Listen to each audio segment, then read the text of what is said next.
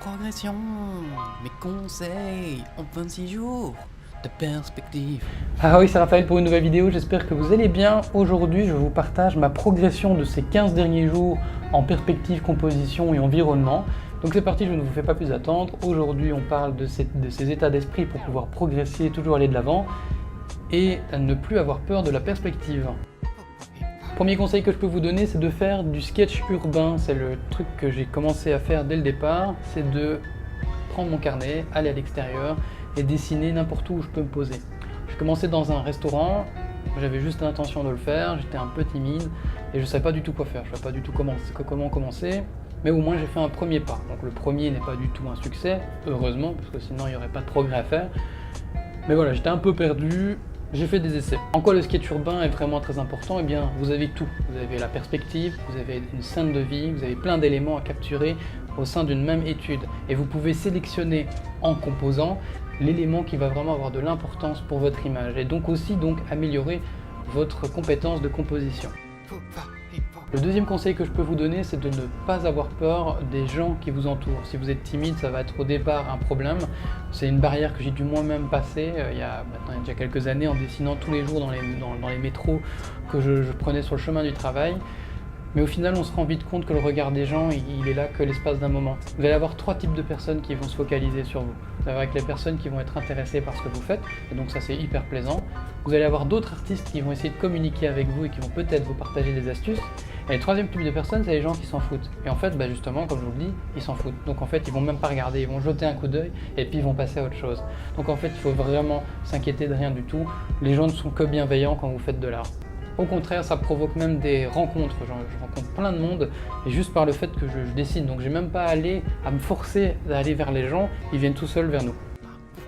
Le troisième point, et qui est aussi également le plus important, n'ayez pas peur de la perspective. La perspective, ça fait peur. Moi, ça m'a fait peur pendant des années. Et c'est pour ça que je me suis pas lancé. Du coup, je suis passé à côté de plein de choses. Mon problème, c'était de vouloir faire des dessins trop parfaits à chaque fois. Donc, voilà, dès que j'avais une ligne qui n'était pas correcte par rapport à la réalité, il fallait que je gomme tout de suite et que je recommence. Et au final, au bout d'une heure ou deux, j'avais rien produit. Donc au final, j'ai choisi la facilité. Je n'en ai plus fait. J'en ai pas fait du tout et j'ai arrêté. J'ai rencontré des gens, j'ai rencontré Urban Sketcher Kuala Lumpur, c'est un collectif international qui dessine et qui se réunit et qui dessine un peu partout dans la ville, à différents spots. Et en fait, avec ces gens-là, j'ai appris à me décomplexer.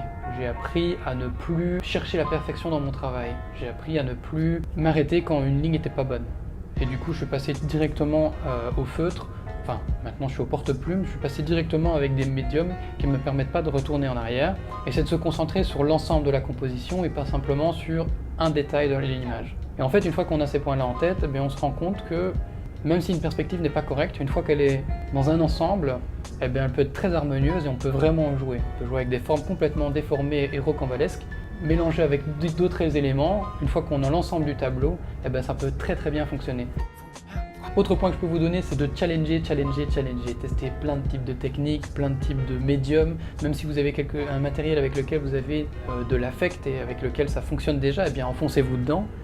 Mais testez aussi d'autres choses. Il y a tellement de matériaux qui valent la peine d'être essayés. Je suis moi-même passé du feutre au porte-plume maintenant et je ne regrette pas ce changement. Pareil pour le choix de papier, je me bornais à aller sur du papier de mauvaise qualité parce que je sentais que ça me convenait et je suis passé sur du papier aquarelle. Et maintenant c'est la révolution, je mets des couleurs de partout parce que le papier me le permet et j'adore faire ça. Donc challengez.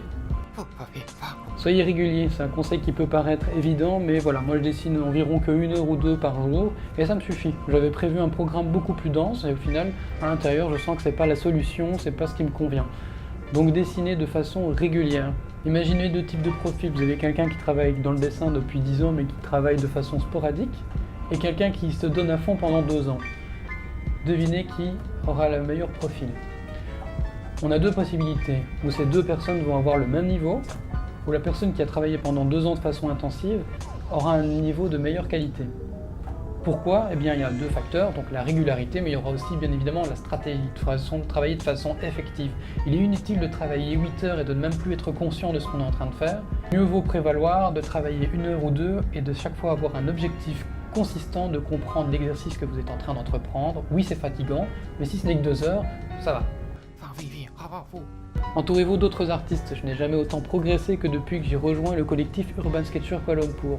Déjà ça me motive à sortir et d'aller voir des sujets différents puisqu'ils me baladent et ils m'apprennent plein de choses à chaque fois sur les lieux dans lesquels je me trouve. J'échange également au niveau technique, ça me permet de voir les outils qu'ils utilisent, le papier qu'ils utilisent, la quantité d'eau qu'ils vont utiliser pour leur aquarelle, enfin bref, ça c'est de l'observation pure. Et puis également tous les échanges qu'on va avoir lors de nos discussions qui vont permettre aussi de relativiser. Donc c'est aussi des connaissances techniques, mais aussi des connaissances mentales qui vont permettre de vraiment évoluer et me débrider et de aussi me sentir bien mieux dans ma façon d'appréhender l'art. Et ça peut être sur internet aussi, je parle de physique, mais si vous n'avez pas l'opportunité, internet fait aussi très bien l'affaire. Beaucoup de groupes qui se font, que ce soit sur Discord, sur des forums ou encore sur Facebook. Sélectionner de bons outils, ça peut faire complètement la différence. On dit toujours que le bon brush, c'est pas ça qui fait la création, souvent c'est l'artiste qui définit avec ses compétences sa création. C'est vrai, ça on peut pas le nier. Par contre, on peut pas non plus nier qu'un bon outil, ça permet au moins de se concentrer sur ce qu'on est en train de faire. Par exemple, je suis passé par le bic, par le feutre, je suis passé par des premiers stylos plumes, mais à chaque fois j'avais ou pas le bon encre, ou ça a été quelque chose qui n'était pas adapté au papier, et du coup je me concentrais plus sur le point faible de mon outil que de la création en elle-même, et du coup j'ai perdu du temps, de la concentration. Maintenant je suis passé à un stylo plume à bord plat. C'est le meilleur outil que j'ai jamais utilisé, c'est celui qui me convient. Je travaille déjà avec des stylos plumes depuis maintenant depuis 2 ans, depuis que j'ai appris le traditionnel pour mes croquis d'imagination. Mais ici je voulais passer à quelque chose d'autre, et pour le paysage on m'a conseillé ceci, on me l'a même offert. Et voilà, j'ai jamais eu quelque chose d'aussi bien entre les mains. Donc l'outil a quand même son importance.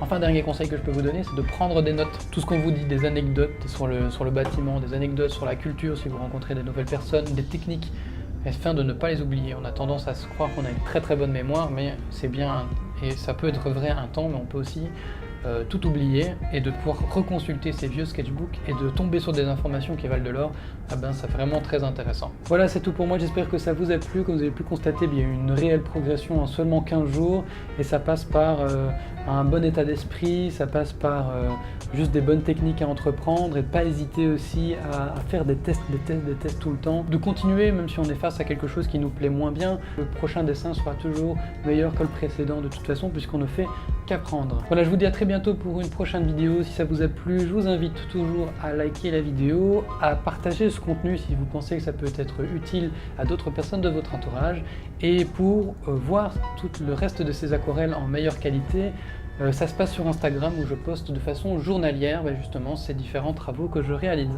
Voilà, je vous dis à très bientôt pour de nouvelles aventures. Ciao. Hey, abonnez-vous, hey, c'est juste là, hey, abonnez-vous, clique, abonnez-vous, hey, clique, abonnez-vous.